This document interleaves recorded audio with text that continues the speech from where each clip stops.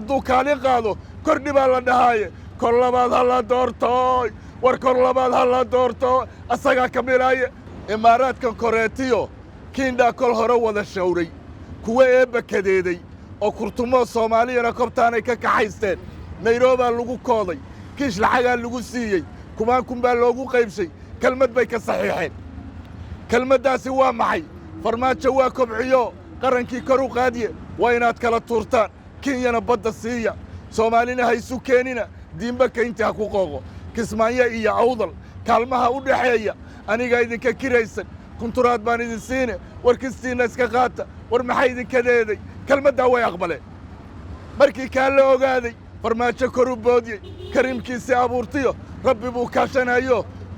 koonkii buu ku wareego hadba kiisku qoraaba kunfeermaa la dhahaayo kufaartii ka adkaayo makrigii kala tuuriyo kulligoodba karbaasho kabuhuuna la jiiray kenyana hana dayso allihii kaafi ahaaye koonkoo dhan abuuraa kurbadii naga fayday kiiskii badda yaallay soomaaliha keligeedla kalaamkii ku dhammaaday kenyana ha huleesho soomaalihay kulligeenba ayaa guushaa wada keentay soomaaliha kulligeed guushaa wada keentay kani adeegga farmaajo ayaan koobka ku qaadnay dadku kaaha ogaado nin hadduu kaalin qaado kordhi baa la dhahaaye kor labaad ha la doortooy war kor labaad ha la doorto asagaa ka milaaye